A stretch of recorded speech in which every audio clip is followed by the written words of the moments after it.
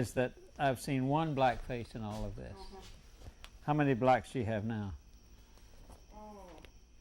In that mill? No, in your mill. It's about a half and half in my mill. It is. But in Rice Mill, which is owned by the Rice, which own Blair Mill, there's only one black man that works there. Is that what you want, or you want to try to? Wow. How did it I get don't back? see how they've gotten away with it. I was wondering how they got away with that. I wouldn't even mind having seen the, And let's do it this way, talking one day, and then after we do it this way, then let's do it with the turtle thing. It's just, Good Lord. and they don't do it. No, that. And over in the mill, they only hire me in the What? opening room. I'll do it this way and give you No? an alternative, then we'll Yeah. rewind and do But it. in your or place. we could do the turtle No, you thing. get it one or two Yeah, yeah, ways, yeah. You okay? can do the job, you got it. I'm sorry, guys. And It's they been never a had 13-hour that day. difference. Or 15-hour I day. mean, I've seen Hey Jimmy, you the same they guy. You had said, mud I all want to get over 10 hours and wake up at 6 in the morning. Yeah, I know. Should be wrong. I know. I told you, no, you No, sleep I'm just- tomorrow. I'll sleep tomorrow, but I'll just get up and do B-roll with people going and working. What you talk. No, drive back to Charlotte. Oh my word, if y'all die, Gastonia. I'll be out for a week, Charlotte, you know. Gastonia, same thing. Spit and hit. Oh both yes, of a them. funeral. Yes. Yeah, they wait a week, you know. Yeah. Oh my God, what I've died. That'd be it. Yeah. Stop sign. Yeah. Take a right. How are they doing in the union? Main Street. Yeah. You take a left. Tell me this right before I leave, otherwise I'll Take end it up. straight in about Yeah. 18 miles Yeah. and lead you right to We've got like 85. about 80. It's Because supposed to go 85 will 25, cross yeah, 25, 247. It's a lot faster They that way. think Yeah. everything's Because the only okay. difference They're lazy, they don't is want you gotta go to 11 miles this way, And I keep 17 telling them, miles hey, this way. We got March coming up here and we're gonna have. Or to this do way that. you're going about Have a 18. saw, Get those fog signs, Mm-hmm. but they just don't. I'll have to find the last I don't one. know what the problem is. Okay. No, I just, it's, And they don't well, you know realize what got me was you found that, this fire. if there's any rain on that construction, They won't even try to it's like find it. rice skating on an old fall bearings, And man. the union went and found this guy. There's I no don't know construction. if it's a favor or not, but he said, There's my "Great." cigarettes, I'm blind, freaking back. He's a- No, I watched, last time we were down here, we went to Honey And I Pack. always thought we were It supposed was to go raining. forward, you know, God, with cats and automation. dogs, He and I wants to just go back to watched. the dark ages and do Chris everything was by driving. hand. And it But was he's just selling like, for watch this guy Brooks make a And turn. their shirts sell for about Oops, $125. can you detach him? Mm-hmm. Could you? Anybody buying Real short. You Cause got they that on got me one on, that got on sent. tape, Yeah. huh? Which- That They again. told him Yeah. that. Can you detach your gun? Oh, he's detached. Okay.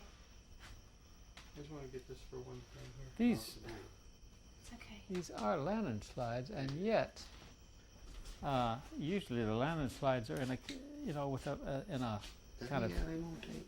case that built around. Is it like this? Yeah. No, that's it. I'll tell you, Like a rotor on a slide He's been- thing. No, not 30, quite 40 like that, years. but you ain't getting they out of had him with a little tow truck and a crowbar. tape around You them might so persuade that him they with 38 and could 357. they could be handled. And then he's gonna think See, about it. these If he's like me, he's not gonna those are talk. raw edges, You you know, see, something like that. and People that's dead. they could be broken a lot Yeah. easier. Yeah. There was some tape on here, you see, Yeah. and I just Like what the wondered FBI uses. how they got cleaned off. And he only found the 4. Turn off. Well, probably a set of about 24, something like Here, that. just give it to me. We were just tickled to death when Yeah. we came home today. Oh, sure. I found this interesting. I was in Maybe let it London go with it. at the flea market, Icon? Petticoat Lane is called, in Usually when you get up in the morning, 10 years Get a ago. big steak and a And I big found egg. a whole bunch On of top of the steak, advertisements, steak and egg. Tomorrow? landslide advertisements you that eat they in the use in the morning? movies. They used to put them in, No, I'm gonna have tomorrow morning, I have a short stack. advertisements Scrambled for egg on cigarettes and so forth and so If you on. go to International Between Pancake shows, House, the the old silent movies, and I Right used next to. to us. I had about 10 of those that I got in a set Yeah. in the flea Plus, they're market. nice. They were in And they color. got, and they No, got they're some hand three of the painted. prettiest They're looking hand waitresses painted I've seen down here yet. And then not one of them has copped an attitude yet, even when they're Yeah. double backed up, Well, which is amazing. A lot of them around Charlotte and Gastonia don't. Yeah. You take your smaller areas now, Yeah. they will. No, Gastonia, Well. the thing is they know they got the business locked up. Yeah, that's what I'm Okay. saying. They're the best damn restaurant in that town. They're only open from 6 to 2. They do not serve. well, these companies, Okay, the only thing I got Unless against there's them is some they serve local liver person mush, that and I cares, think they- that should be fed to convicts on their But, way to execution. often the business records go Because for I a had it the other tech day. or a Well, here in Clemson or South something Carolina, like the that. convicts has got more Have you ever been rights over than the officer. to Same thing up where we are. the But that was The archive at because Clemson? Commissioner Leaks made an out-of-court settlement with one of the inmates, Okay. Nelson, survived the pep rally. and that's what messed up the Okay. entire system here. How much longer we running? Well, they have a minute very is good gone. collection of Okay, I'll photographs. just rewind it since this is over. I know they just built that strong. I'll reframe. Yeah, center over there. that's Is that it? what it Yeah. is. That's it. Okay. And he said, oh God, he said he got over about 500 people in the parking lot. The KKK was over there. Yeah. And blacks was over there. I mean, he thought they were gonna have a riot parking. Well, And they Over ran to the off chair, campus too. at Clemson University. I mean, they ran and swam off. Oh, that's great. who ran him off? Exactly. The students. Students. They went here and they Yeah. told him, Yeah. he What she got was up there saying and he was telling them all this stuff, and they Something said, that I've been wanting to say for go years Duke about. or something like Yeah. that. And they, I mean, they There's just people got, acting towards they people had down highway patrol around. Because, you know, no, She I, might tell you like this, she don't care. Yeah. Now, 3 years ago, You better get out of here. And he took him off and they were Just like right a in flame. behind him. Mm-hmm. And they were, you wouldn't have got her So to say it nothing. wasn't the administration, it was 3 the years students. What happened? the students didn't even know that. He was over in front of the. Me and her got into He one was over more in war. front of the Storm Thurman building.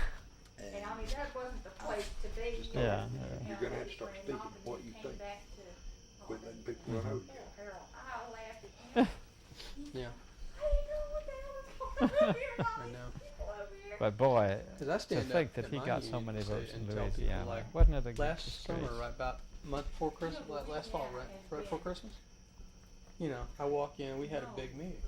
We got 2,000. Oh, sure. members. Ever since Huey Long. Huey Long has We should got have hold. 1,000 of them Yeah. show up, which is like we had to give out free beer and God knows what else to get these people to show up. And I walk in and I walked up to say something. And I look around as I walk up.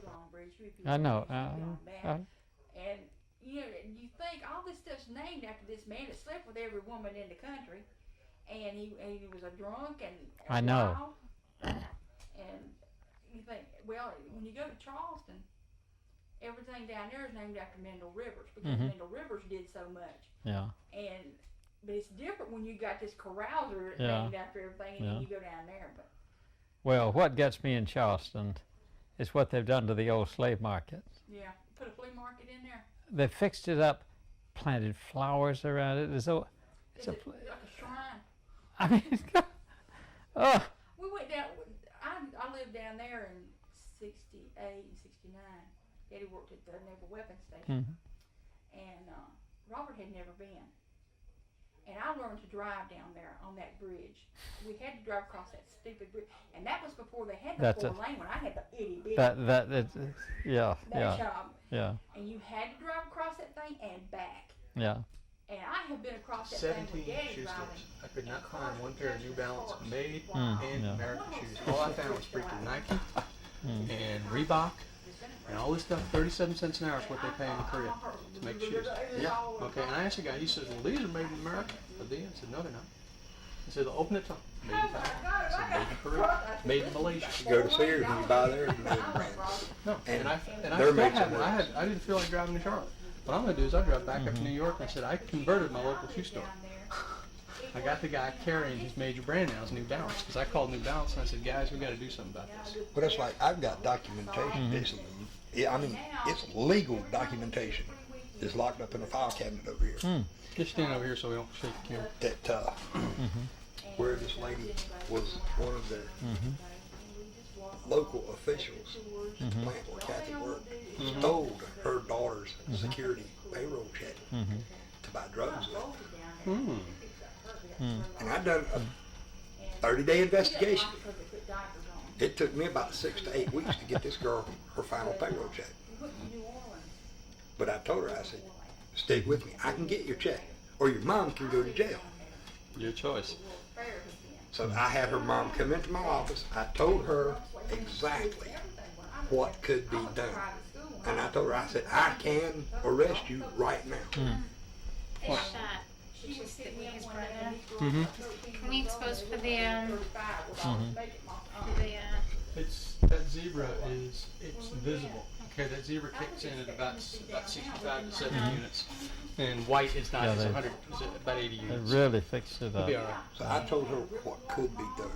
Yeah. And I gave her until 2 o'clock that afternoon to return to my office, or I would turn all my documentation over. Banana boats I coming know. in, and you know, I couldn't believe it. And then we went to the French market and everything. Boy, that's a place to eat it. Oh, Cafe du Monde. Yeah. I have to eat beignets. I love beignets. I agree. Oh, Yeah, and Antoine's. yes. And Arnaud's. Yeah. Yeah. Brennan's for breakfast. Have you ever been to Brennan's? I've never been to Brennan's for breakfast. Oh, Yeah. oh, it's wonderful. Yeah. But we went to the Quarter Two Sisters. Carter's Two Sisters, yeah. We Yeah. went there for brunch, Uh-huh. and they had the buffet. Mhm. It was only $8.50, and they had the poached salmon and Mhm. everything. He went berserk. I said, they're going to charge you twice before you get out of here.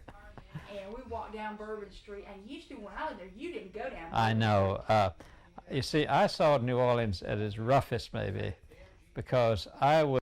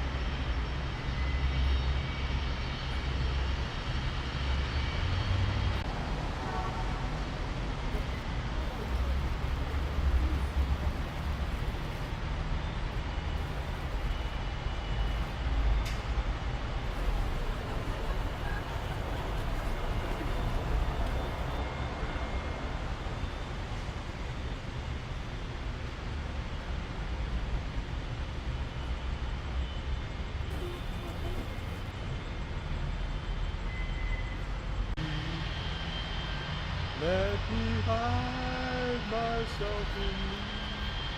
How about this? What?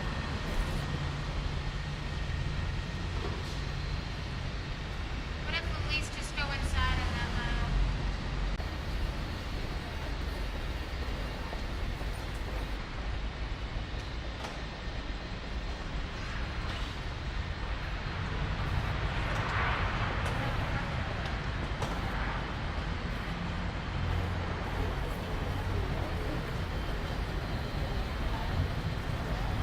Delta Airlines paging to Skytown with wheelchairs, gate A1 to Skytown.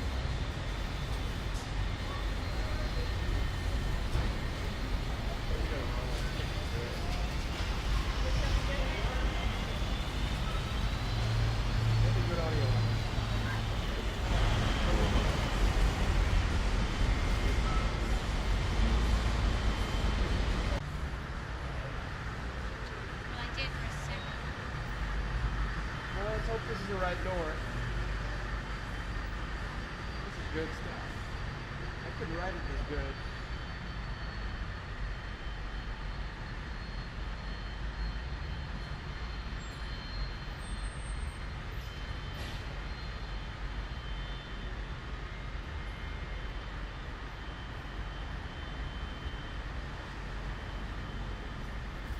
And there's not.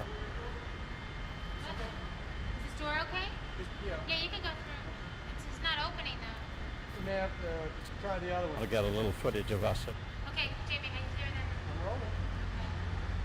He comes in and out.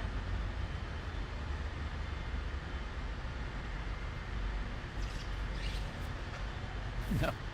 It's run away for a DC courier.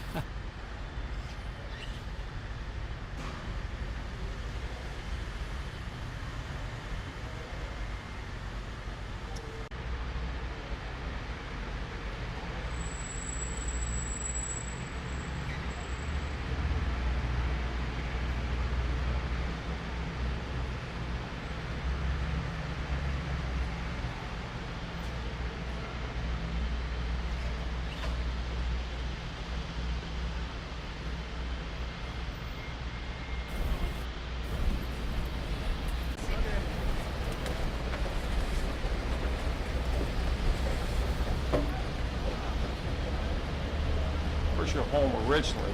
Winston-Salem. Oh, you're at home then. That's right. I was born and reared there. My father preached in the Christian church, and I left there to go to Chapel Hill. Graduated from there in '37. Worked on the News and Observer for a while, and then went up to write in New York for a couple of years, and then came back south, and I was there until I was out of Montgomery, working for the Farm Security Administration, part of it. He was our great hero at the time. When I was in college, I majored in English. I hated it. That's the reason I majored in it.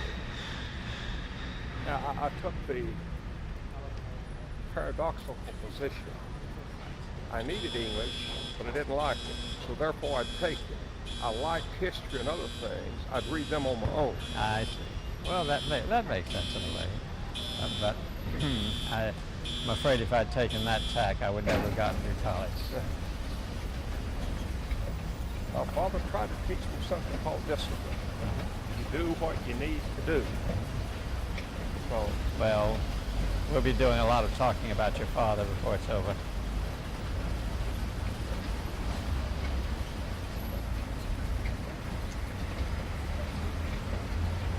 not because he was my father, but he was the most interesting man. Seemed to be.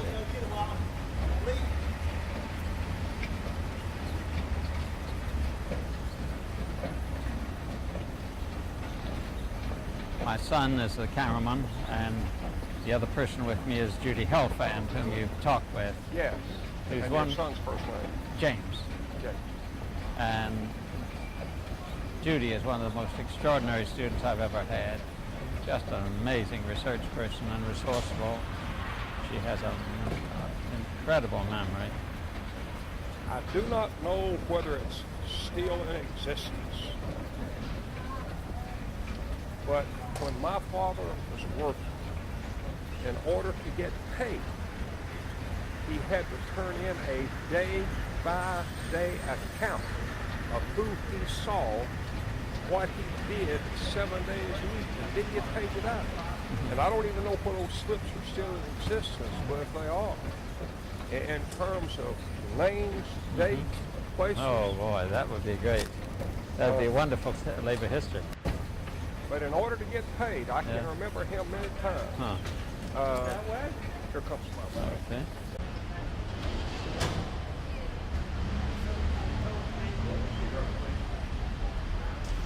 Yes, we should come coming up there.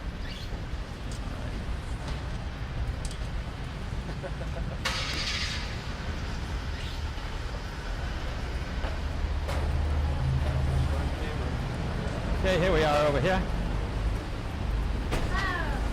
Hello. Judy Helfand, Reverend Lisk, Nice my to son meet you. James. James. Uh-huh. Dick, please. Wow, well, it's an honor after reading about your father for so long. My dad was... I'm prejudiced. I think my dad was a great man. This is such a confusing airport, we weren't quite sure we could get out here. I haven't been to this airport in 20 years. They have changed the road numbers. They have changed the buildings. They have rerouted the roads. I wouldn't know where to begin. Let's go. Okay? Hi, Dad. One thing after another. I'm prejudiced. I hope my kids think as much of me at their age, when they're my age as I do of my dad. He thinks an awful lot of On a revival. And if you knew the books of the Old Testament, you got his picture autographed. It's interesting. Your father was a Christian pastor, and I That's earned my right. doctorate as a Christian school, Huh. Phillips University in Enid, Oklahoma. I don't know that school. He went to Transylvania in Kentucky. At that time, it was it was Kentucky University. Then it became a Kentucky University later.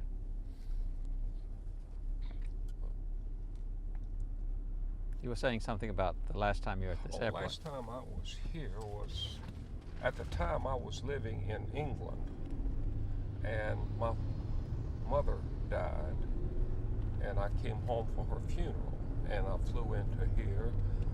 And as far as I can recall at the moment, that's the last time I was out here. As I try to search my memory, I don't remember flying in or out of here.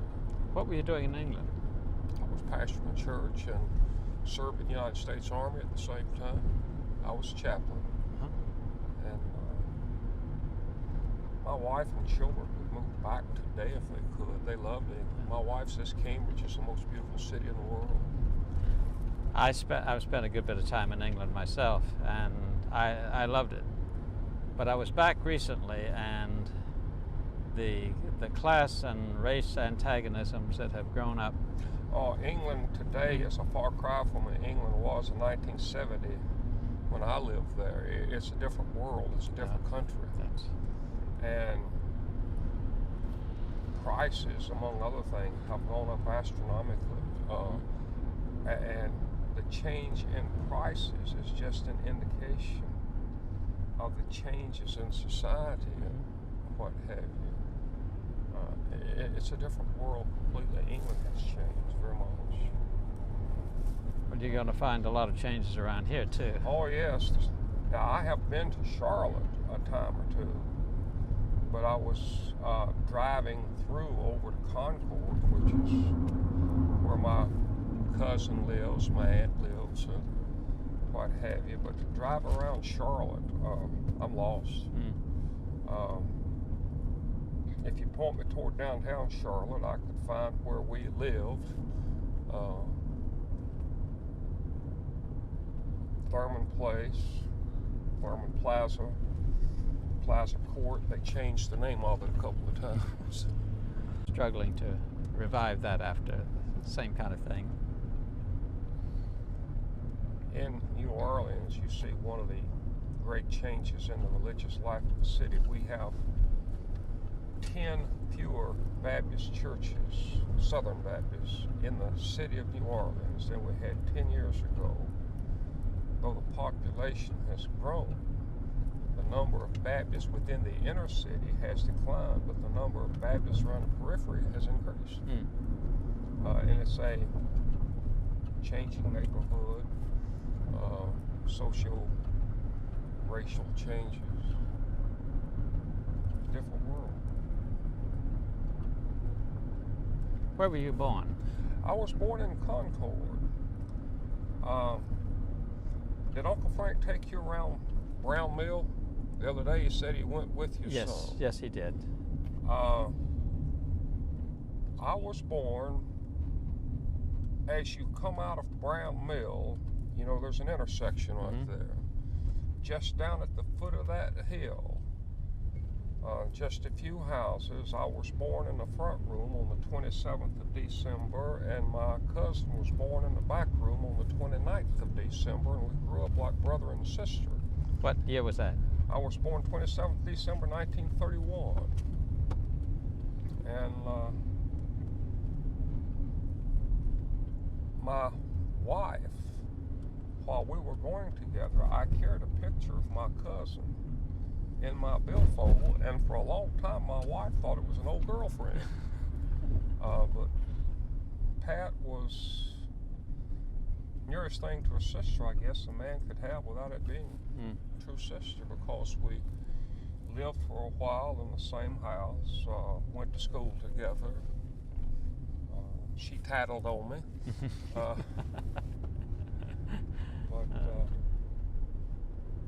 It was, and I didn't realize it, but there was a long time my wife thought that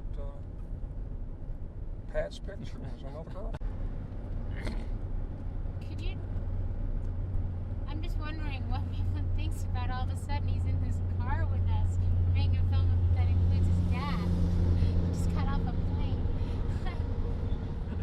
She was wondering what your response is that you just got off a plane and here you're making a film about your dad.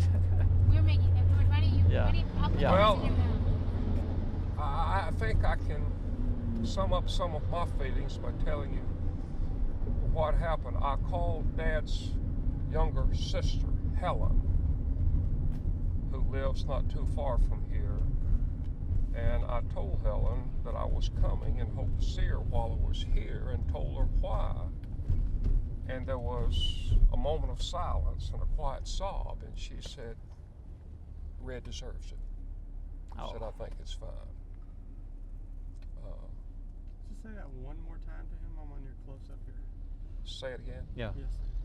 I think I can sum up some of my feelings by recounting what happened to Dad's sister. I called Dad's baby sister Helen and told her the purpose of my trip, that I hoped to see her while I was here. And when I had told her, there was a moment of silence and a quiet sob, and she said simply, "Red deserved it." My dad, as you know, his name was Red, though he was bald-headed when he died like I am. And I share some of those feelings. My father devoted his life to what he believed in.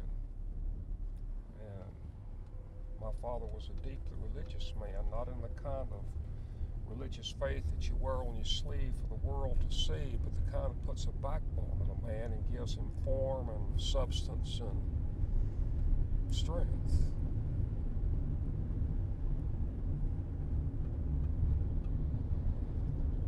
We're smooth enough here. Okay. You know, this has nothing to do with my purpose in being here, but I missed Desert Storm by just a matter of weeks. My retirement papers from the reserves were already in process. A lot of my people wound up in the middle of that. I was senior chaplain for the 40th Ordnance Group, which was an umbrella for a number of different kind of units. We had ordnance and supply and transportation, but because of my age and the fact of my retirement papers already being in the mill, I did not go, but a number of my people did. Well, now where we're headed, we're going to see Rosa May King Murphy. She is now. Her name was Rosa May King when she knew your father. She was the secretary, first of her own local, which her father headed, and then she became a kind of secretary to a group of locals in the Charlotte Belmont area. And Might have even been the state. we have talked to her at some length on camera, and she knew your father, you see, so we thought that it'd be good to have you two of you talking together. The secretary, who could have been of invaluable help, died rather young. Dad had a secretary who knew as much about his work as he did, and in fact she became more of an executive assistant. Toward the end, Dad would not dictate a letter. He would simply say, "Lou, write so-and-so and tell them this is what needs to be done," and that's as far as he went. Because she had the ability, and she would write, Dad tell her what to do, and she would take it from there. Well, we have, Judy has gone to the National Archives and found a lot of case filings, including a lot of letters mentioning your father, letters from your father, and letters signed by Rosa May King Murphy in behalf of a lot of workers. So that's the way we got to her. Right. But of course your father was all over the papers. We were up 3 days ago with Leggett Bly, a leading reporter at the time for the Atlanta Constitution. Yes. I mean, sorry, a leading reporter for the Charlotte Observer. He's 92 now, but still very much all there. And he wrote a good bit about your father as well. My father never saw it and actually never had very much publicity. He was a rather quiet man in terms of public things. He enjoyed laughter, enjoyed a good joke, enjoyed baseball. He'd skip a meal any day to see a good baseball game. My mother did not like baseball, and I think mother's attitude toward baseball can be summed up. One time we went to see the Atlanta Braves play not long before mother died, and for whatever reason we were late.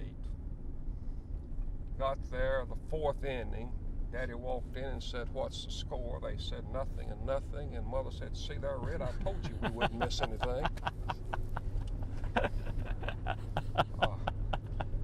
What was his reply? He just shook his head.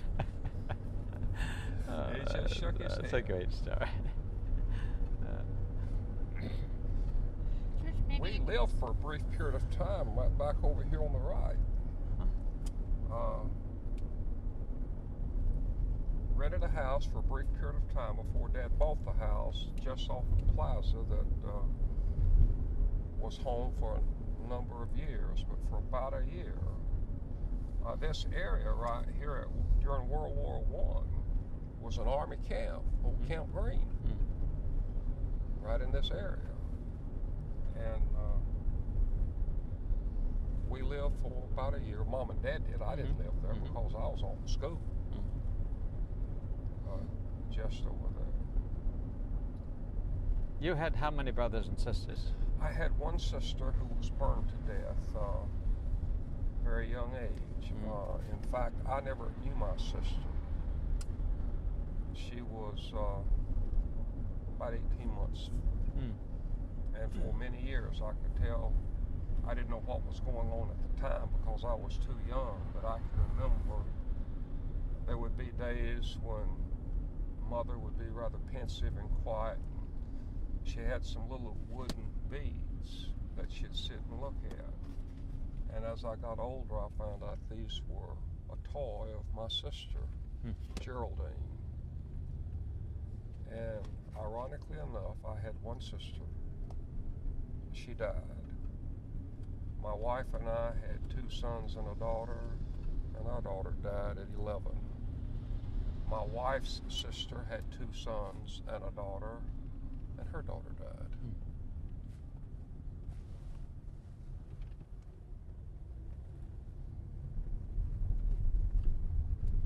My daughter was unusual, not because she was my child, but she was a character. We had a church member where I was pastor who opened a second business, and when he did, he completely dropped out of church. And he was a pharmacist. And Nida walked in the store one day, and she was 9 at the time, 8, 9. And she walked up to Mr. Danley, who had been one of her friends at church, and said, "Mr. Danley, Jesus ain't plumb happy with you since you quit coming to church." Enlarged it again. to President Gorman a couple of months. Did your father ever talk about Vice President Gorman, Francis Gorman? I'm sorry, couldn't I hear? I'll ask that, sir. Did your father ever talk about Francis Gorman, Vice President Gorman? I heard him use the name. Yes, I don't remember any specific comments that he made, but yes, I have heard my father use the name. Well, Gorman was the vice president of the union and was in charge of this great big effort to organize and then to strike when they had to in 1934. And we found Rosa May King, the woman we're going to see right now. Her name is Murphy now, because she had helped people to write to him, to Gorman, to explain what the situation was. And she had signed all these. And Judy found her, and then we talked with her. Well, the cotton textile industry overall was a very profitable industry along at that time because they used the Depression as a reason and cut wages to the bone. When I was born, my father was working 6 to 6, 5 days a week, and making $13 a week. Where was he working then? It was working in a mill in Concord, North Carolina. Lived in a shotgun house. And your mother, did she work in the mill? Mother never did really work. She stayed at home. Mother's health. Mother had rheumatic fever as a young adult, and it sharply limited her ability to work. This is Rosa May King's Murphy's house now. And she was also working in the mill at the time. Quite a difference between mill shotgun houses. Yes, isn't it amazing?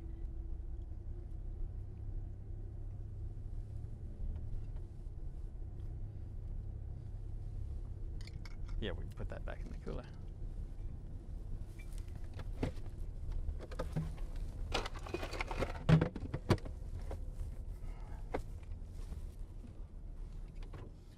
Well, she drives a Ford at least, and my father's first car was a Ford. Parked next to a Mercedes. Say again? Parked next to a Mercedes. Well, yes, but the Ford itself is a Lincoln.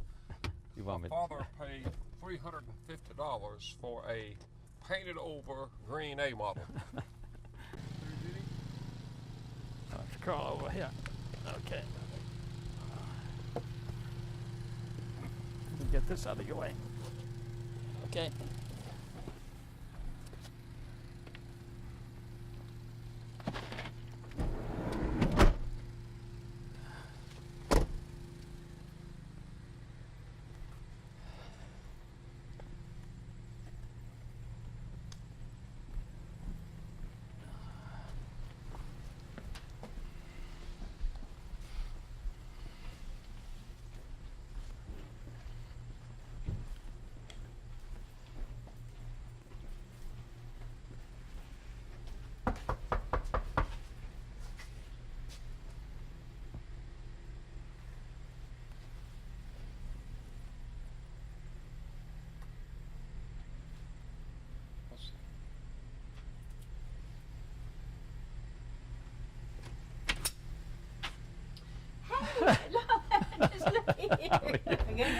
Good to see you. I tell you what, if Mrs. you are- Murphy, this is you don't have to tell me that. I can see his daddy. It's as plain as Well, day. my wife tells me the same thing. Oh, really? Really? Well, that's the truth. I've never seen anybody look so much like. Y'all want to sit out here a while in the cool, or you yes. want? Why don't we? Okay. Yeah. Okay. Thank you. Let me get unlocked. I believe you're about the size your father was. I am. I'm slightly taller. I weigh about the same thing, but But I'm you about don't an have inch red taller. hair. Well, I don't have much of any You know, kind. they never did. I never did think that he was that red-headed, though. Well- Why they called him red? Well, they call him, I don't know either. They call him Red, but he has a brother also called Red, Bryce. Oh, really? Bryce is called Red. That's quite unusual, isn't it? And he was, well, of course, we all know him. Everybody said, Lisk, oh, 6 Hour Red. That's what they remember. Oh, is that right? That's Well, the slogan, you see. When you see in the NRA, what he was trying to do was persuade them to have, instead of 3 shifts, 4 shifts, so they could spread the work. Mm-hmm. And that was one of the big things that he kept explaining. Yeah. So he was 6 Hour Red. I didn't exactly remember that part of it, but I could never understand why he was called Red when he didn't have red hair.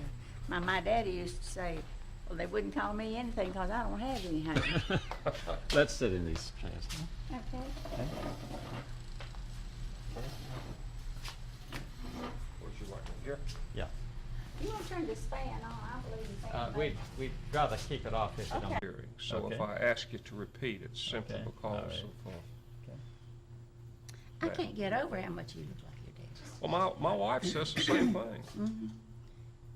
And my wife says, as I have gotten older, Okay. that my mannerisms, Judy. when I speak, some of the hand movements, some of the head movements, the way I sit in my easy chair at home. And she says, very much like your dad. They said, unconsciously, you've picked up body movements such as your father. Well, now, he was 3 years old Yeah. about Mm-hmm. when you knew Mm-hmm. Mr. Lisk Mhm. best. Yeah. So perhaps you should tell him what you know about him at that time. Well, Just talk to him. I know more about him from, of course, the association with the union, Mhm. because he was down this way and he worked with Mr. Kendall. Is that the man's name in Charlotte? And he came this area. He was more interested in this area Excuse than he me, was. you know what, you gotta say Red, because if you, we Okay. keep on saying he and he and he. Red Lisk. Okay, I have and seen. what's called Reverend, Red, Rosa. Yeah, okay. Everyone has a name. Okay. Thanks.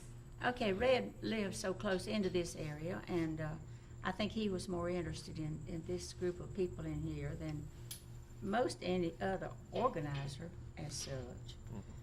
And the people here were very much impressed with him.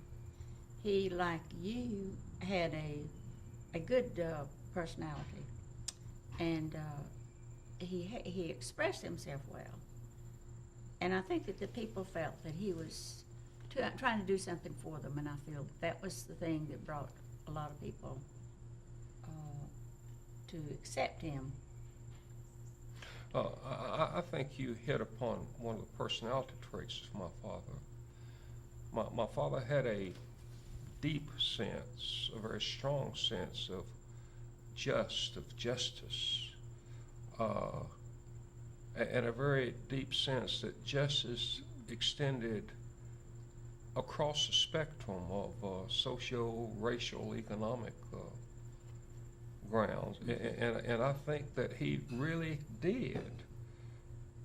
As I look back and remember some of the conversations I had with my father, and my father and I had many conversations after I became a man, as we talked about world events, political considerations, etc.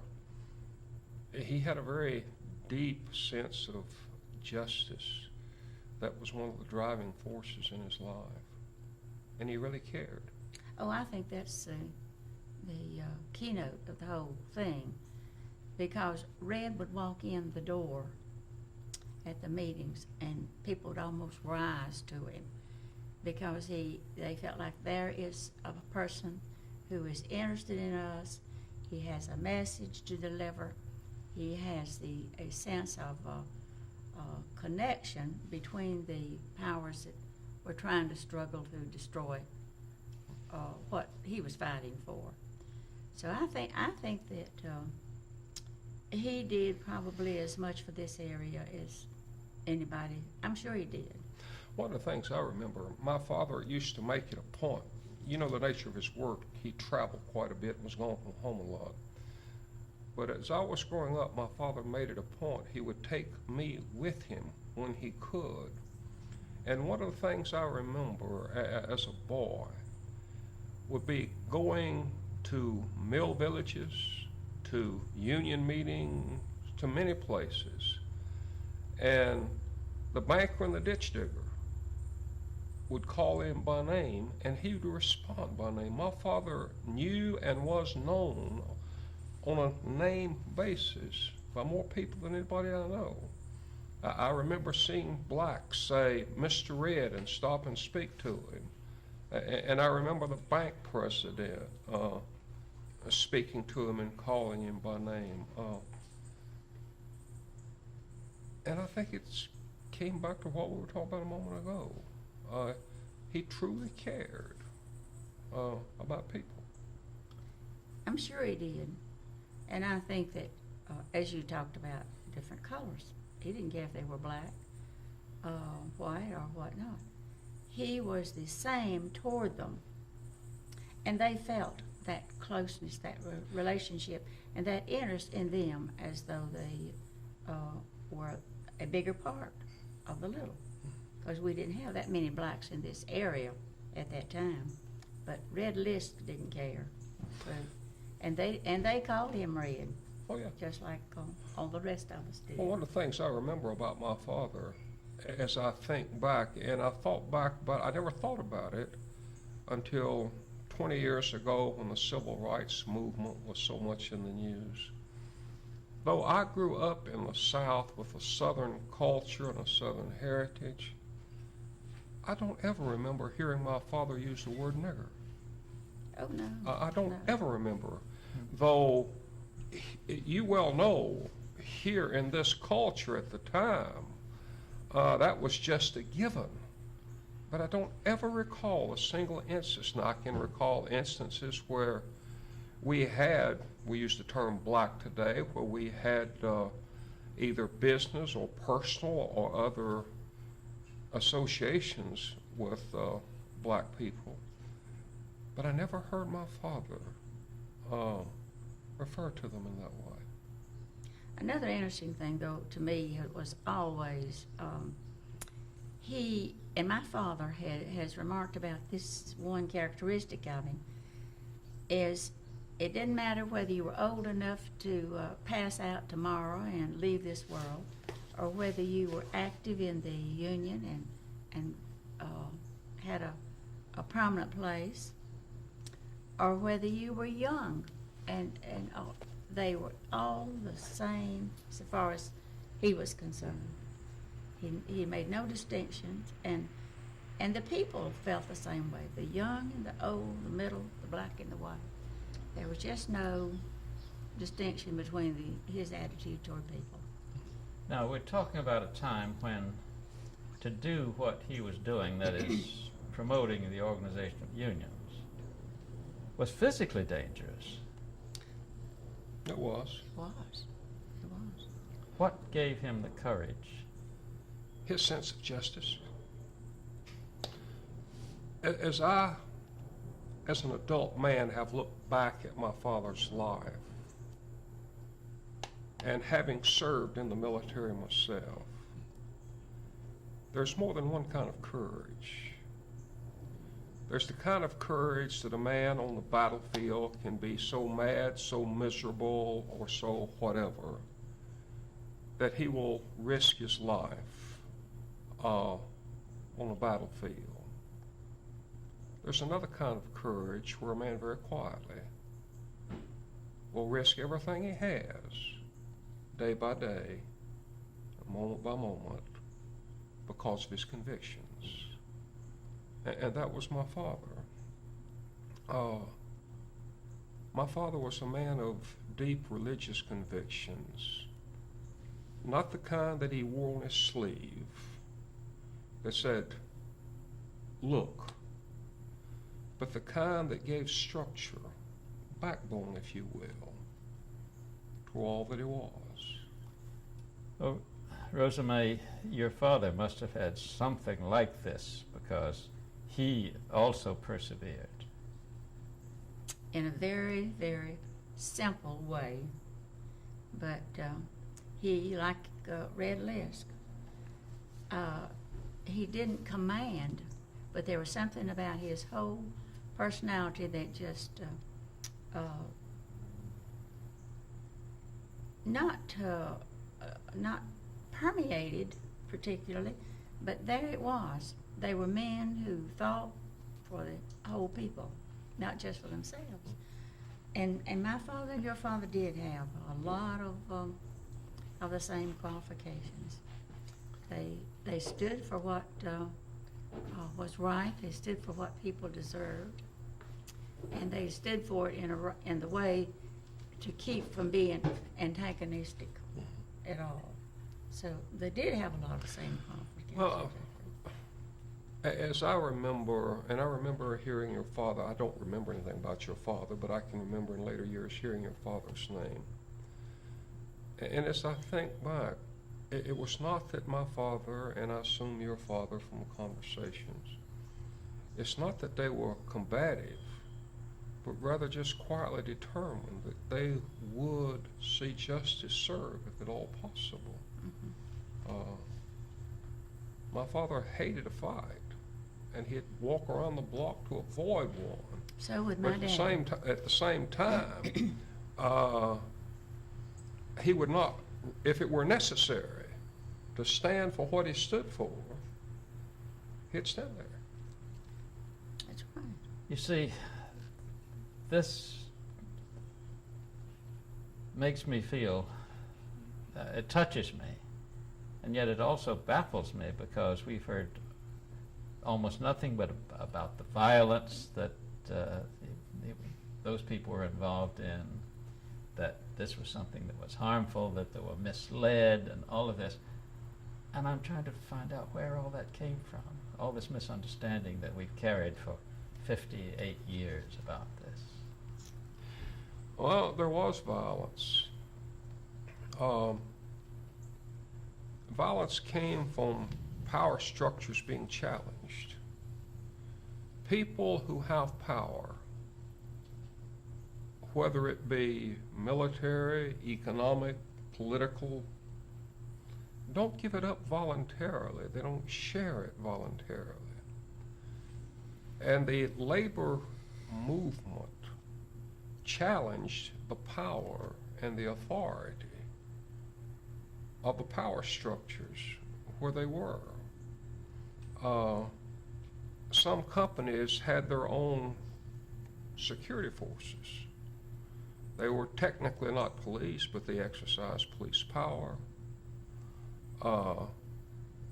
They detained, searched, and what have you, and it was an effort to protect the vested interests and the powers that be. And this is where the violence came from. When you take a man like my father and others in the movement, when they challenged that power structure, whether they themselves sought violence or sought to go out of the way to avoid violence, men used violence if they felt necessary to protect their own vested interests.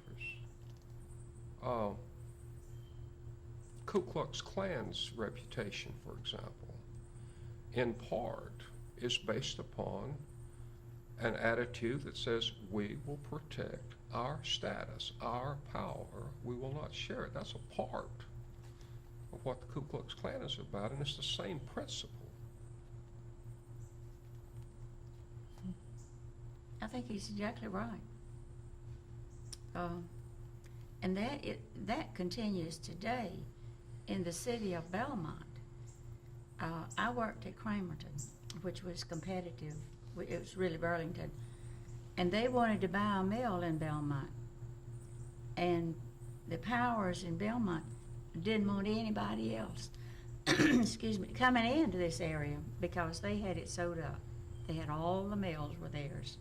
The Stoves and the Linebergers were the main people. And they fought, and I don't mean fight particular between themselves, but they were very, very competitive. Although they were all making the same kind of yarn, they were working to get uniform khaki made for the soldiers. One made the yarn, and the other did the weaving.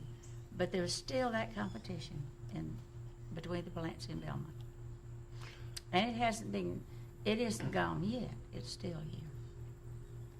Well, I have seen other instances where if a man has control of a labor force, of an economic condition, he doesn't want anybody to challenge his control, his power.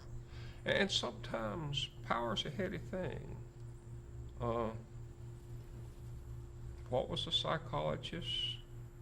Was it Jung who said that the driving force of human nature is the will to power, the will to control? Well, now, both your fathers were involved in a movement to adjust the powers, to find some kind of equilibrium.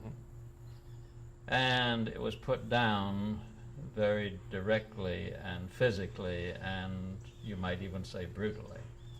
In instances, brutal is a very good word. I think so too. And ever since then, people have been afraid to challenge it. Now we have some young people who are trying to do that. You saw that over in Kannapolis recently. what would you say to them? You are veterans of the fight in a way. Your parents were. Rosa May is. Yes. What would you say to them? Well, my first thought would be, in the situation I'm in now, I'm not involved in the plants that are on strike, but I would try to see if their pay scale was competitive to the other areas, and if I thought that they were making enough money, or if I felt that they were not treating their employees like they ought to, I'd have a different feeling, but I'd have to know what's going on as to whether, right now, I don't know that much about an area that's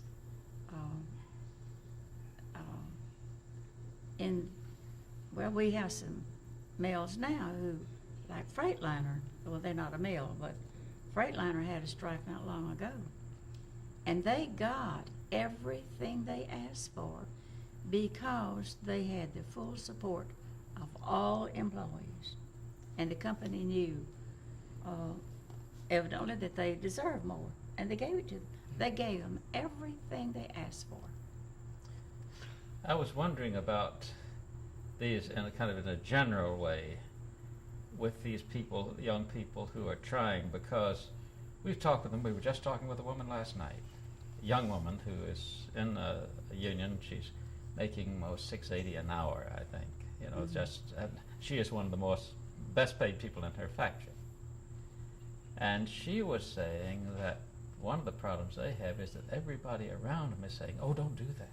Don't do that. Remember, people got in trouble a long time ago when they did that." Well, as I have read history, and as I have worked with people, it's my personal conviction that people in today's society hesitate to take a risk. They want security more than other things. I had an employer tell me one time, he was personnel management, and he said that one of the first things that would-be employees raised with his company, and he was talking about professional people, not unskilled labor, was not so much how much do I make a day, but the question of security, as he phrased it, lack of a hassle. But my father taught me something that sounds like a cliche to say it, and I'm fully aware that it sounds like a cliche, but I think it has a very deep truth in it. That unless there's some things for which a man is willing to fight, and if necessary to die, he has nothing worth living for. Well, now, the people who came into the mills when your parents were active also came in for security. Many of them lived in the mountains where they were making almost no living. Many others had owned land, but then the boll weevil came along and destroyed the crops. They moved into the villages where they did get a measure of security. They got a house. So long as several people in the family could work, very often the mills looked after them in other ways. We know they gave pasture for their cows. They got them running water. But they had some security, but at a price. They had to follow the rules and never question them. And that's the rough thing. And you said it right. I think the term that is used today to describe the system would be paternalism. We will provide you with the basics to maintain life, but don't raise any questions. Don't try to change anything. Don't try to exercise any rights. Do as you're told, and we'll provide. Public school I attended, for example, the school system was such, as I look back and as I've talked to others as an adult, many of the black people in the South, more so than white, were given a sense of security in that they were, within limits, guaranteed a unskilled, low-paying job provided. They never raised any questions, never broke any social taboos, etc., and never tried to learn too much. And the black school system was deliberately, in my school system, maintained at a lower educational level than the others. Reason quite simple. An uneducated man didn't read too much, wasn't too much interested in world politics, what the law said, or what have you, and he was much easier to control. That's right. But at the same time, if he kept his mouth shut, raised no questions, raised no hackles, did what he was told, he was a good employee. Well, it's interesting that, as you know, at the time that we're talking about in the early 30s, the only blacks in the mills were those people who swept the yards, cleaned the toilets, broke the bales and so forth. And we have found a few of those.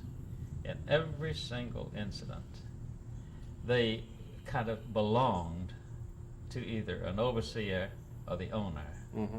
They worked on that overseer's house as well. They worked on, they farmed and on spare time they farmed the owner's land. It was fascinating. Well, very much so. And they had to be very careful. That's why I think, though maybe, that they weren't in the Union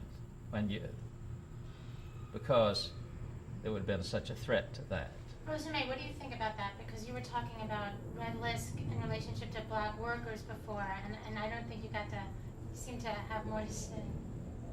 Well, I guess we didn't have that many black people who worked just, as he said, they did the low, hard jobs or the dirty jobs, and that was the way it was back then. The blacks stayed in their place, and they were lucky to have a job. And as he said, they did other things on a personal basis outside the scheduled work days to help that man, and he couldn't afford to fire him, and they couldn't afford to join the union because they knew virtually what would happen to them. Your age group has a terribly difficult time of understanding what our culture was like at the time, because there has been a vast change in culture in my lifetime. Never was there a sharper dividing line than the dividing line between the races, and it cut plumb across the spectrum. It went beyond seats in trains marked colored and white, toilets in public places colored and white, water fountains colored and white. It went far beyond that. Those were just symptoms. And a man did not cross over from either side of the line. There was a place for each, and the black man's place was being subservient to the powers that be and never raising a question. I wanted to, you were saying before about a paternalistic style of sort of owner-worker. Is that, in your opinion, a continuation of the plantation lifestyle? Well, it was a part of plantation lifestyle, yes. And I don't really know what the origin of it was, but that was a part of plantation life. In fact, as a matter of historical note, after the Civil War, when the blacks were freed legally, there are occasions when blacks went back to their old master and said, "Take us back." And part of the reason being they were not equipped to live as free men in a free world. And not only were they not equipped, they would not be given the opportunity to compete in a free world for jobs. And job discrimination, which is a big thing in circles today, it was not an issue back then because, well, the mill that blacklisted my father. My father was blacklisted when he joined the Union, so where he wound up in the Union. Yeah. The owner of the mill made the point statement that as long as he was alive, that no black, except he used other language, would ever be allowed to become a weaver, spinner, doffer, loom fixer, what have you. He could load the bales and be a bale breaker, but he never had any hope of even being considered for one of the so-called skill jobs. Well, let me show you how things have changed. Well, I wanted to bring up one other point. Yeah. When you were talking about the time you spent in England, does it not hearken a bit of the lord and serf of the manor? Now, I didn't hear all you said. Well, you spent enough time in England. Yes, so uh-huh. There was a system they used there of you had the lord of the manor, Yeah. and you had his serfs. Right. Has it changed, or did it change? Well, there are some similarities and differences, but under the law, when the serfs were legally in existence, the serf belonged to the land. Legally, the serf belonged to the land.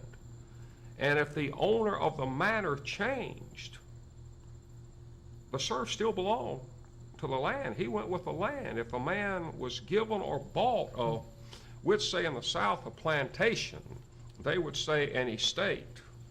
The owner automatically got the labor force with it because they belonged to the land. But you're correct, it was somewhat similar. Incidentally, the English observed Boxing Day, the day after Christmas. And I've asked 50 or 100 Englishmen where the term came from, and I've consistently received two separate answers. One was that the lord of the manor the day after Christmas had such a hangover he boxed the ears of everybody who was around. And the other was that they boxed the leftovers on the Christmas dinner and shared with the servants and so forth and so on. But there is a very similar relationship involved here, yes. Judy, you have a question? Well, yeah, I mean, you picked on race as the real division, but it seems to me that economics. Well, it's both. Can you talk about in the 1930s what it meant to be a cotton mill worker and division? Where's it right? There was a division here in the South on two levels. There was a sharp race distinction, but there was also an economic division. And make no bones about it, the economic division was as sharp as the race division was. I can remember references from some of the elite in Concord, which is my home. I can remember comments about, they're just cotton mill people. He's just a cotton mill kid. And the division between society and the socially acceptable people, the division was as sharp based on economics as it was on race. But both divisions were very real. But Rosemary, you seem to have escaped some of that. I probably escaped more than almost anybody at my age group because, as I had told them earlier, I had been away in school. I had just graduated from college and came back and was going to school down at the Abbey, Sacred Heart, taking a commercial course. And I had left the mill and gone away to school, worked my way through school. And when I came back, as I have said before, I had no feeling that anybody resented me. Nobody seemed to feel that, well, she's any better than anybody else. She's just one of us. And I never thought any different because I had worked my way through school in a mill. And I had known the people. I had known the poorest, the richest, the blackest and the whitest. And so I got out of a lot that other people had to suffer for. You broke out of the mold. You were unusual. But you gave something back. When you came back here and you became secretary of a local and started to use your skills, didn't you? Yeah. All right. Say that and talk about it. Well, I didn't consider it a big thing. It was just a job to be done. No, and sorry. Could you mention your job? When I came back, I'd tell What about was your job? I was secretary of our local. Mm-hmm. I was also secretary to the group that Red Lisk was over, and I don't remember whether it included Mecklenburg and all of Gastonia area or not. But that would be when you would have your quarterly meetings, and Red Lisk and some of the other organizers would always speak, and I was a secretary to that too. And I worked in the mill with the people. And I was asked the other day, and I did not remember whether our mills here were closed during the strike in Gastonia, or Belmont too, were running or not. And I think the reason it did make that impression on me is because I was going to school in the morning and coming home and working on the second shift at the mill. I had friends who held my job down until I got there. So that way, I never felt that I was any better than anybody else. And they never felt that I felt that way. So I had it easy, really. But wait, what about being secretary? Well, Wendy, you could tell a little bit about what you did, because I think you're using skills. I mean, typing and writing and... well, I would make notes of the meeting, and if Red Lisk or any outstanding person came to speak, I did of the subject matter and said what he said, and I wrote a letter. And then it would be read at the next meeting, and so the people who missed the speech would be able to catch up with what was said at the meeting. And the same thing with the big meetings we had. The local people didn't all go. They didn't have the money to go. A lot of them didn't, because it would be maybe an all-day thing. Probably didn't have altogether transportation. So I went and I took minutes at that meeting, and which was, I think, a quarterly meeting probably. And I wrote that up, and I sent all locals in the area a copy of the letter of the meeting. Transportation was a big problem. I was talking to my son the other day about transportation, and when I was a child, I can remember where we lived. Beginning at the corner, there was the Motleys, the Dovers, the Thomases, the Millers, the Coffees, the Burns, the Lentzes, the Walters, the Rogers, and one other family, and there was only one car down that street. This is on the Mill Village? Yes.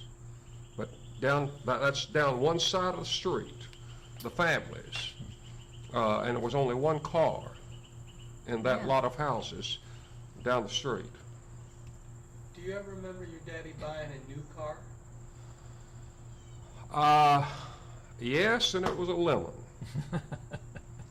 My father, the first new car that I ever remember was a 1946, and General Motors forgive me, it was a 1946 straight six Oldsmobile with hydromatic drive, and if somebody poured out a glass of water, it wouldn't start.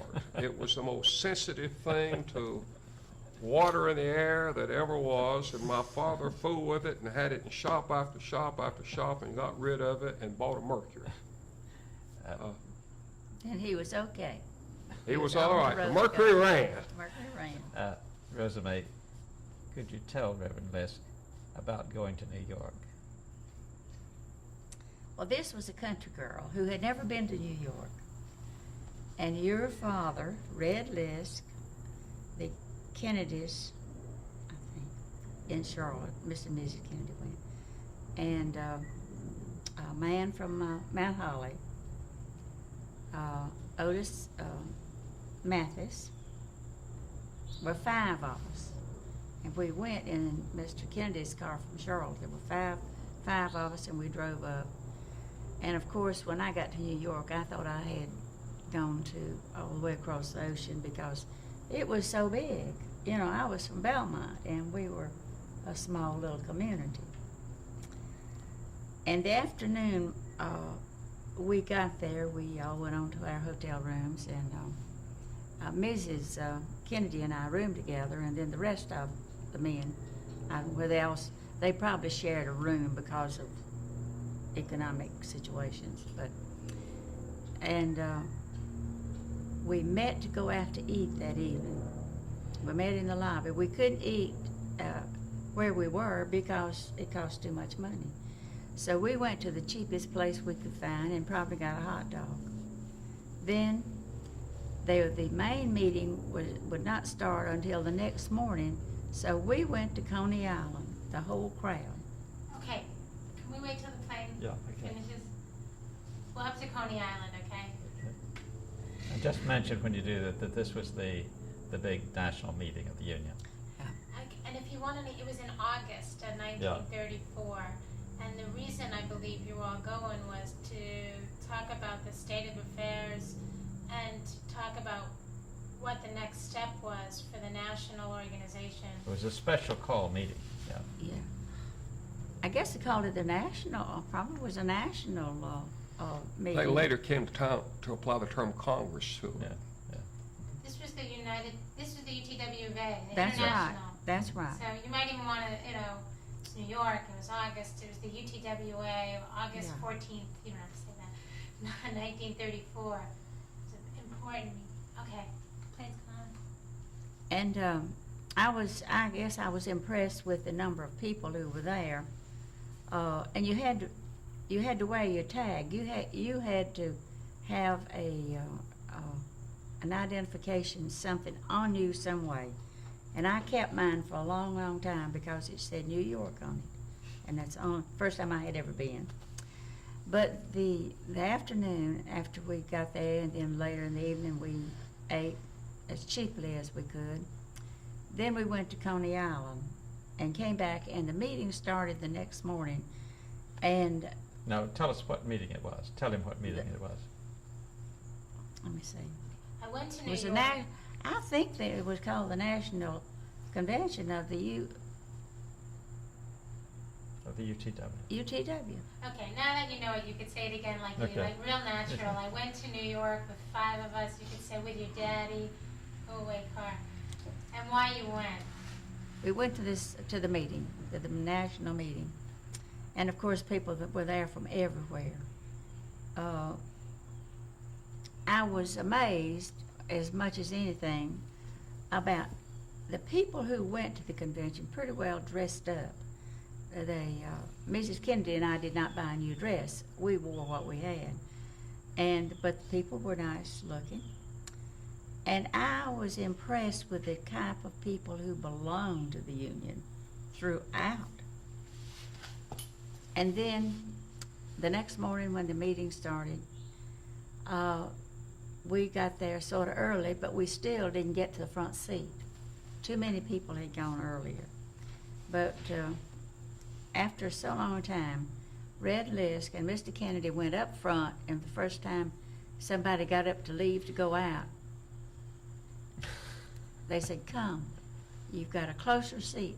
But it really was okay because the people who spoke had good voices. And I can't remember how many speeches. But then they started having reports from all the areas. And of course that made our little area here look small because we were, there are not that many people here. But of all of Gaston County, that was a big group of people who belonged to the union. And I can't remember, but one thing that bothered me is I had taken some materials to take notes. I couldn't keep up with all of it because somebody over here would interfere sometimes with the speaker, and I would miss what he said. So I came back and I finally got all of this together, and then I wrote it up for the locals and for the associational thing, as I said. I can remember my dad's tag. He kept it for years. It was round, brass colored, and had a short ribbon under it, and he kept it for many years. I don't know whatever happened to it, but I can remember that was one of the few things that my dad kept for a number of years. Yeah. Well, it was an interesting meeting, and we learned a lot about how to promote certain ideas without getting to a place where people would be angry. Present the truth in a real low-key way, but don't be boisterous about it. And that impressed me with that meeting, I guess. Well, that was my dad's style as long as he lived.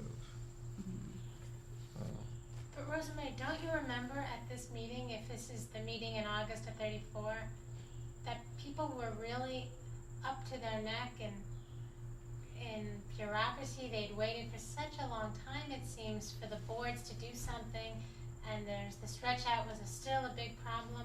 Seems like the Southerners, from everything that we've heard, said we don't really have much of a choice except to possibly strike, and that was the big question: do we do it or not? Do you remember that? I remember something about it. I don't think that I remember enough to really intelligently recoup what went on. But a lot of people did not want to strike. A lot of people didn't want to. But it was either, they felt it was either that or they would have lost all they had been fighting for. Well, they were backed into a corner. The stretch out was in full swing, and I'm trying to think of the man's name. They said you could trace his progress across the South as he did his time studies with the stretch out and strikes that followed when he went to a mill. I think his name was Bideau. Or Taylor. I don't remember. You're probably right. I just don't remember his name. But the people themselves felt backed into a corner. They could not live on what they were making. And when the stretch out came, which in effect meant a reduction in incomes, what it meant in effect, that they were faced with the decision: we barely can live now, but at least we can survive. If we're going to strike, we may get fired and blackballed, as my father was, and not have anything. So it was a winner-take-all situation, or a lose-or-lose-all situation. And then people would count, well, now how many people really belong to the union? How many of our mill people belong? And if they felt that more belonged than didn't, they'd say they can't run without us. But that was not a real issue, I don't believe, in our area, because most people belonged. Now, one of the most interesting things to me is to read in the newspapers the predictions by the manufacturers groups in the latter part of August and what actually happened. They read the report to the convention that said they're going to strike. They said that most of our people are not members. Here we've got a petition signed by a lot of them saying that they're not members and don't want to. And then come Labor Day, you had this huge parade coming out in Gastonia where you'd never had a Labor Day parade before. And the next day, practically every mill in Gaston County closed down. And the manufacturers were absolutely amazed by this contradiction. Well, you need to realize several things that were going on. Implicitly and explicitly, a lot of the mills used the so-called yellow dog contract. Secondly, a lot of people didn't want to be too visibly associated with the union, and yet very desperately they felt that they had to have some of the benefits that were accruing. Hold it just a moment. I'm sorry, that's just a little sense. Start about that again. They, you need to realize what was going on. A lot of the workers, implicitly or explicitly, were required to sign a yellow dog contract, yet they very much needed the benefits that they felt like the union could give them. And on top of that, the mill owners controlled the press, and they deliberately used the press to convince people that they had no chance. So the press was a propaganda tool in the hands of the powers that be, and the unions were denied access to the press. It came much later, but I can remember in Kannapolis at one time when they were seeking to organize what was Cannon Mill at the time. And I can remember my father coming in and saying that the local radio stations refused to sell any time to the union because they said they had no time available, that all slots were filled. And he says, we have documented they have salesmen out knocking on doors trying to sell slots, but they refused to sell the union any, and the paper refused to carry articles by and for the union. So the communication channels were owned and used by the mill owners for their own purposes. In defense of the newspapers of the time, that was very true of the Kannapolis papers. But I must say that I have been amazed looking back on it to see how much about the activities of the unions was actually carried in the papers at the time. So it's even more baffling to me that once it was over, there was a kind of closed down, that's in the past, let's don't talk about it anymore. Yeah. And that's why we've been trying to dig it out. Rosa May, what do you have to say about that? I really, I mean, the dying down part.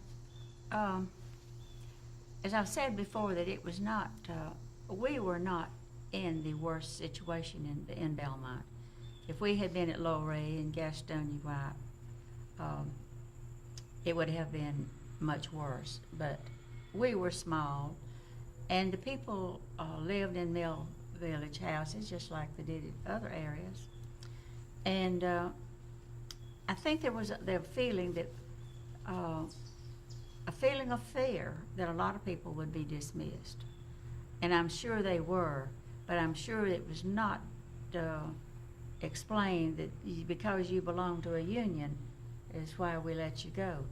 But they might have wanted to let them go a long time ago, and they kept the things that they were doing or not doing before became bigger, and they were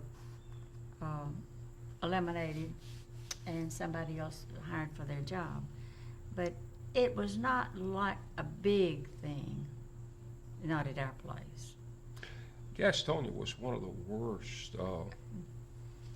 If you want to do a research project sometimes, look at the strike at Gastonia, and you will find the worst of all worlds in the way things were handled at Gastonia.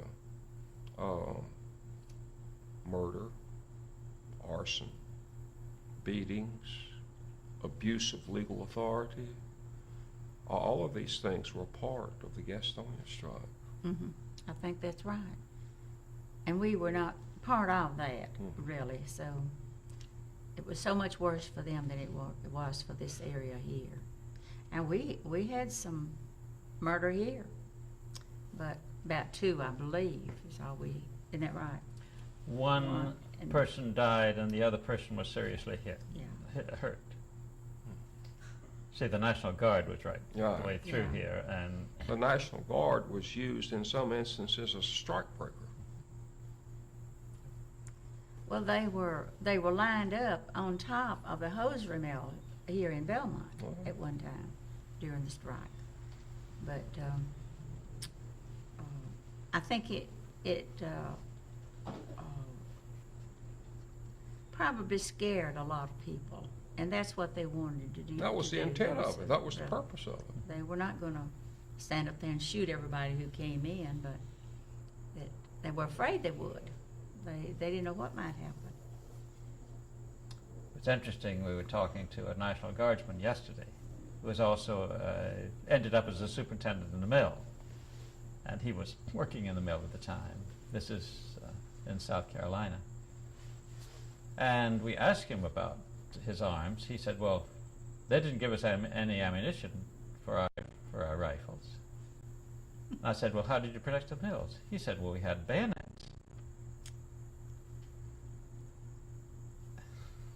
A bayonet can be a deadly weapon if a man knows how to use it. But just facing that. And as I understand, that's the way the man in Belmont was killed. That's what it was. Yeah. I was going to say a few minutes ago that about the black situation. One of making this film has been a real education for me, I can assure you.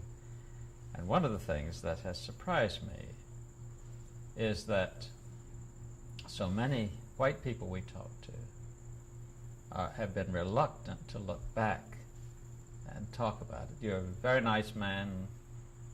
We're sure you mean the best, but I've got a granddaughter in that mill and it might be held against her. Why bring it up? You're going to create confusion. But almost all the blacks have a different attitude. They talk about the rough times, but then when they started working in the mills in '64 and afterwards, we've talked with a number of them who were the first in the mills and how rough it was. But they talk with a certain pride and assurance. Mm-hmm. And it's so bracing to hear them stand up and be very confident and proud of what they've done. Sense of a victory won. We had on the Acme Mill about 2 or 3 black houses way back on the back, and some of them lived in their own homes too, but there were very few people. And then out here where 7-Eleven is now, there was a house of black people. They were very refined. They worked for the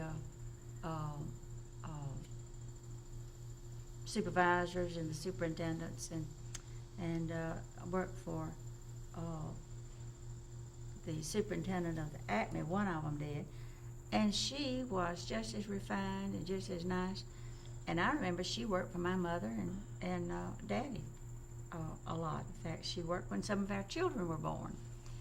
And the only thing I remember hearing her say was, well, I'll be glad when it's over because somebody is going to be mad at somebody. and I thought that was about all she knew about it. And About what? huh? I'll be glad when what's over. The strike is over. All of this is settled down. That everybody would be back on even keel. And she had a grandson who wanted to go to work in the mill, but he was not old enough. But he knew somebody who had gone to work before he was 14. And she said, well, I know enough people downtown, they'll get my grandson a job. But by the time everything settled down, he was 14. And he came to work at the Acme Mill then. Let me ask you a question, switch gears slightly. You went to school while you worked, which in and of itself was unusual at the time. The fact that you sought school because, to put it bluntly, mill kids were encouraged not to get too good an education. Where did you get the impetus, the inspiration, the determination, whatever, to pursue an education? We were living in Ranlow and going to the Ranlow Baptist Church, and the pastor and his wife were always real interested in me. And they had 2 sons. One of them was the boy I dated, and I liked his brother better, but the brother didn't like me that well. And so it came about that we had a play at the schoolhouse. I mean, we were practicing at the schoolhouse, and there was a love scene. And the preacher's wife was directing the play. Don't remember what it was. but she wouldn't let me have the part where the couple was really involved with each other. She made him take another place, and she didn't realize that she was putting me with the boy, with her son I liked better than I did the other. So we had laughed about that a lot. But they became interested in my going back to school. I had stopped school in the 7th grade because of my mother's illness, and she had leukemia, and so I had 2 brothers working, and they, two in the family, my brother and my father. And my mother had worked some, but she was not able to work anymore and couldn't take care of the family. So I had stopped school, and I was working in the mill there at Ramlow, and they kept insisting that I go back to school. Well, I couldn't go back to school because everybody in my class had graduated. You just didn't go back as an adult into schools in that day. So we had a girl who went to church there, and she said to me, I know a school where you can work your way through. And so she introduced me to the idea and to the Kestersons, who were our pastor and his wife and family. They all decided they'd take me down there and introduce me to anybody who mattered. And I went down there, and they were very, very nice. They told me if I would come and start school, they would give me extra classes so I could graduate earlier and I took 4 grades in 3 years. I graduated from high school, and then I couldn't go back the next year because we were not making, the mills were running too badly. And you worked 2 weeks in the mill and you went to school 2 weeks. You had a partner, and you were responsible for that job if that person had to be out. But I was never victimized because they would always get somebody to work in my place because they supported, very supportive. And I stayed out 1 year, and that same year the president of the school came to Belmont to see if he couldn't beg me into going back. And then the assistant came and begged me. Can we wait a second?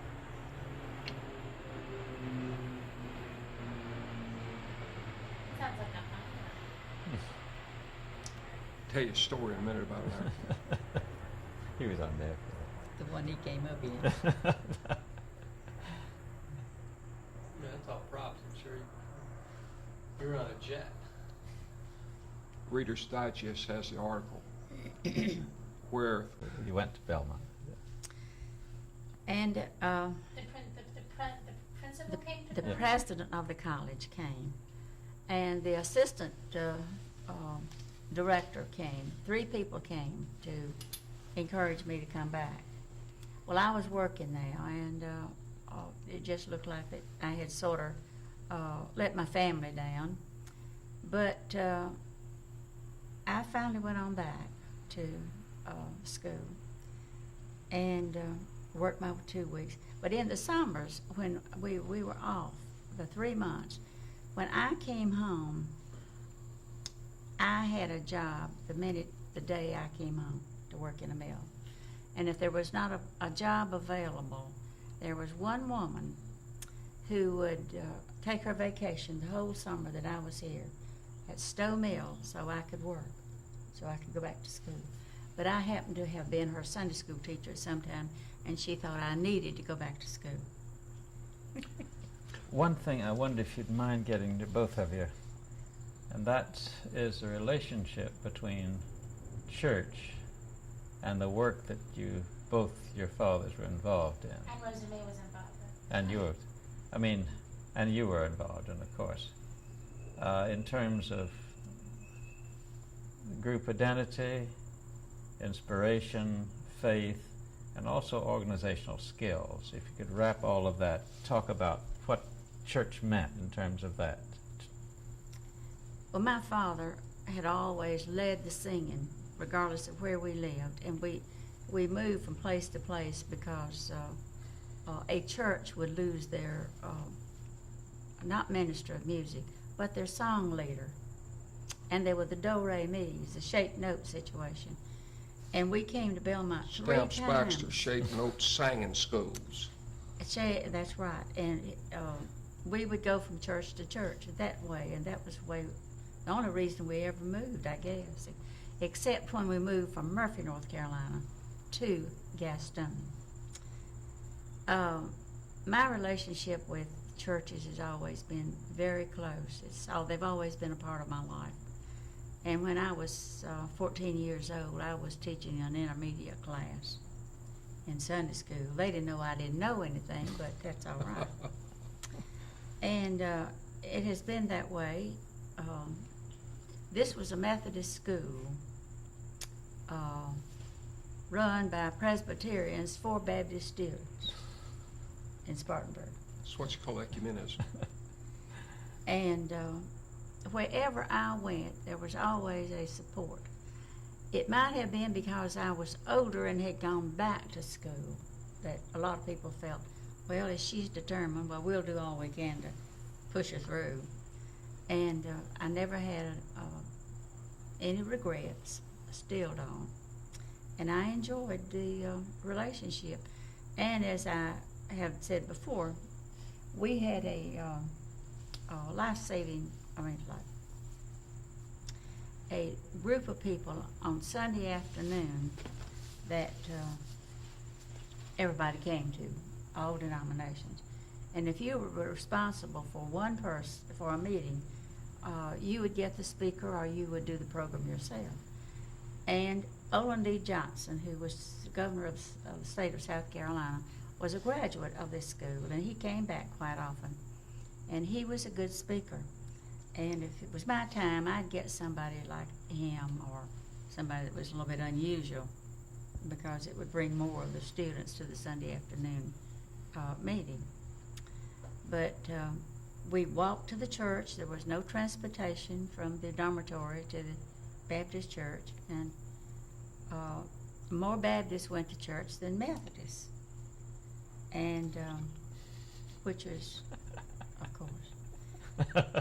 And that church was very supportive of me. And if there would be times when the mills didn't run, or if they thought I had a little bit of difficulty, maybe thinking about going back home, they'd talk to the president of the school, and he'd say, we'll take care of some of that situation. And Monday morning he'd say, do you want to work in the dining room next week? Do you want to work in the office after school this week? And every time a situation, a financial difficulty arose, they were there to support me and to help me. They didn't give it to me, but I worked for it. That was available. As I look back, Let's Just wait for right this to- plane yeah. to go. I heard. As I have read history, remembered things I heard as a child, the church as an institution was in an ambiguous situation when it came to the unions. For example, the church by definition stood for justice, righteousness, what have you. And yet the church many times was in an untenable position. For example, I can take you to a church not 20 miles from here where the local mill built and provided the parsonage for the pastor. The condition being was that the mill superintendent would be on the board of the church. So it didn't matter whether the man was of any faith or what faith, as long as the mill provided. And in a day when money was a real problem, more so than it is today, I think you can see where the church pastor and the church itself would be in an almost untenable situation. And at the same time, the mill did support the church in various ways. It contributed labor on occasion. It contributed material goods on a laborer. But always in the background was the power of the mill to step on it. The existing church in North Belmont now, which is Centerview Baptist Church, started in one of the mill houses. And remained there in that house until, and we helped organize it. It remained in that house until it outgrew it, and then they had another house bigger, and we moved into it and had services. They tore out a wall so there'd be enough place for the preacher to stand.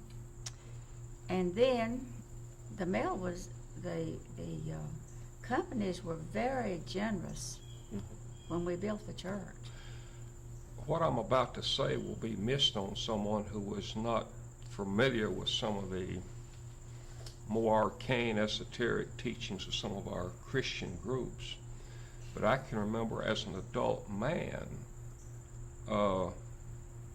listening to a hearing where a minister, I don't remember what faith, preached a tent revival, and he denied he was being used by the mill in its anti-union activities.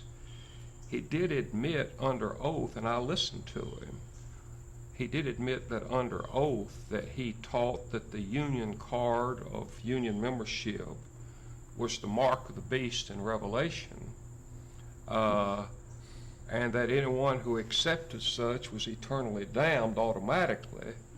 And while he said that the mill did not control him, he admitted that the mill prepared and sent out mailings advertising his revival, and that the mill, as long as he preached, quote, as I do, that he would never lack a place nor a location to preach and would never lack financial support.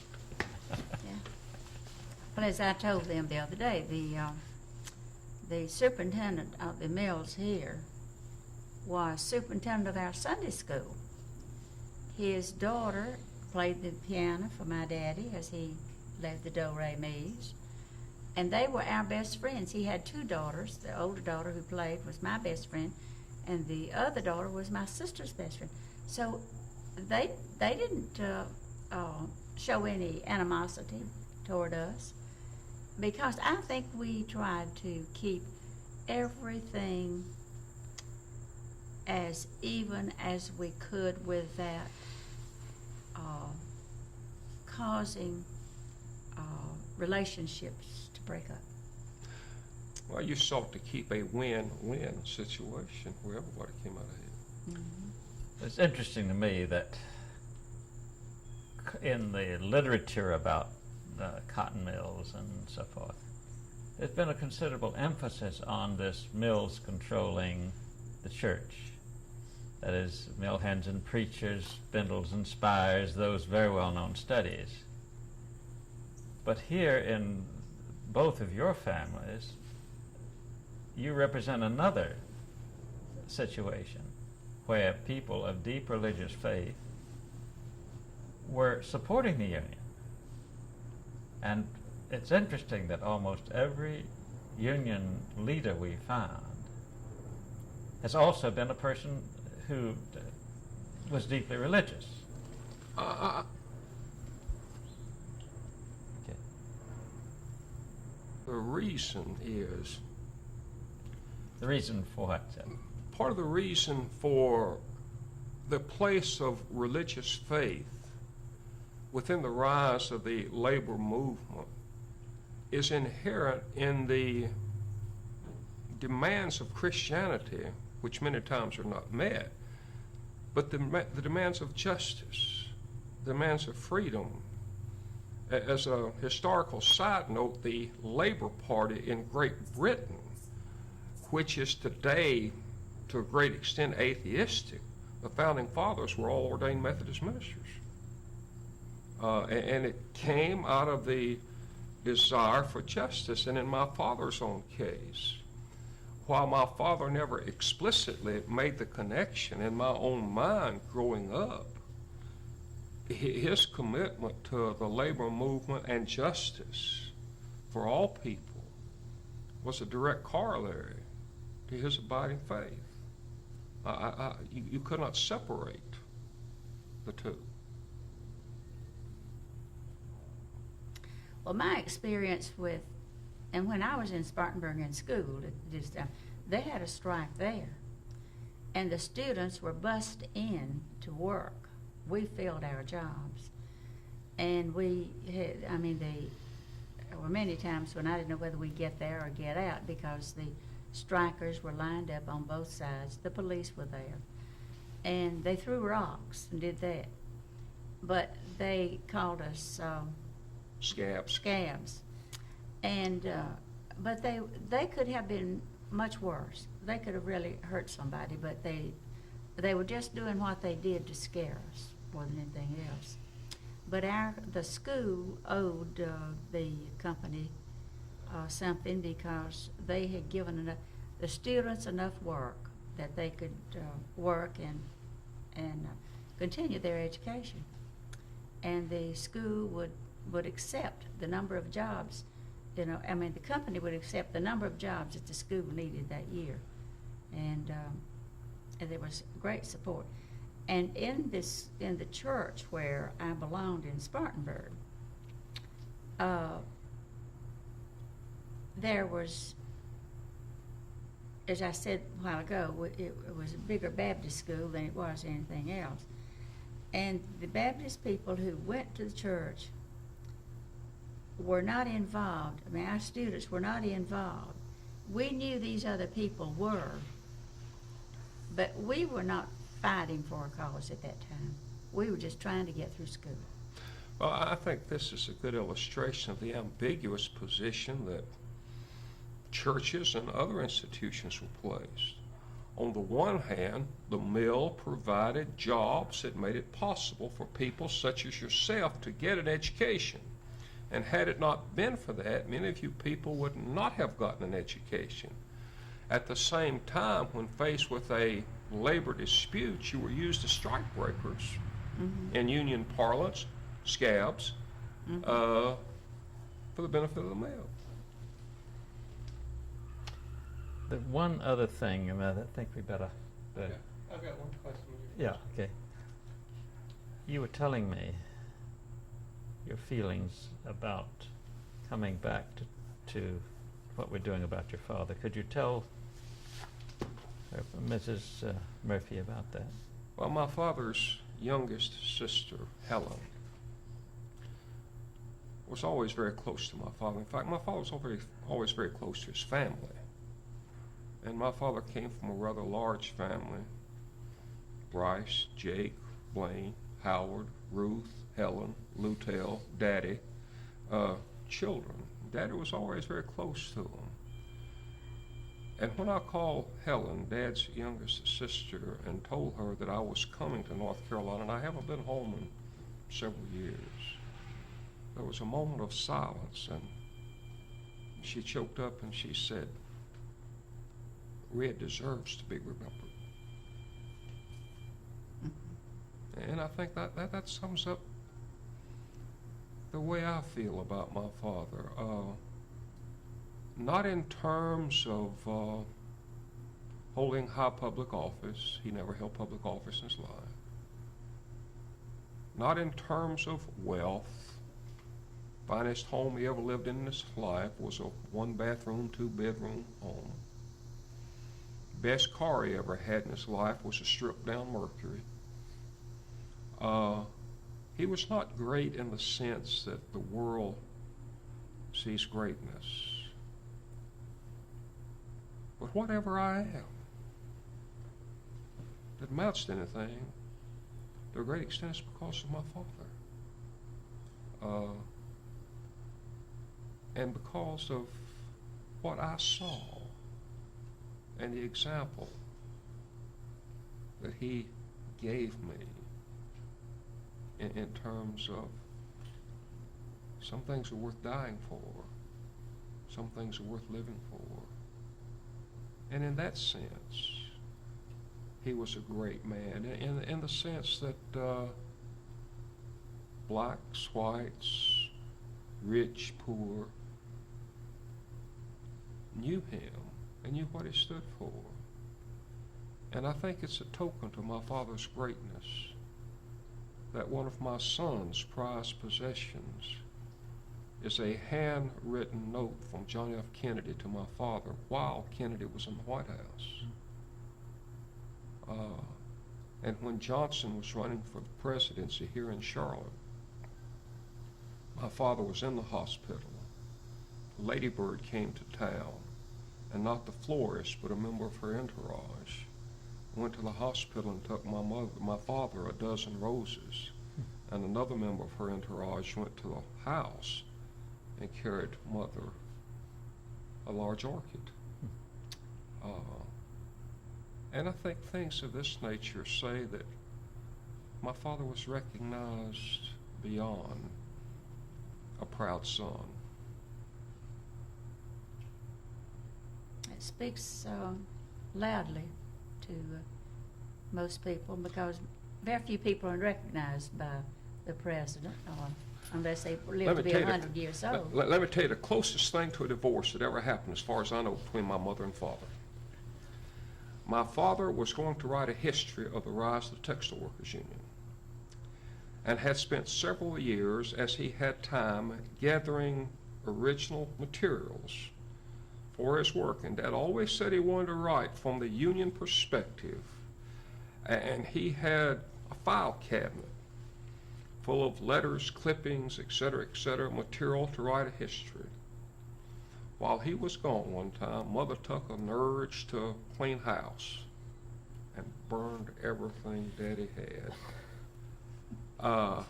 She burned such things as letters from Francis Perkins, Secretary of Labor under Franklin Roosevelt. He burned letters from Franklin Roosevelt, or Mother burned letters from Franklin Roosevelt about the Union. She burned an autographed picture of Harry Truman and a letter from Harry Truman.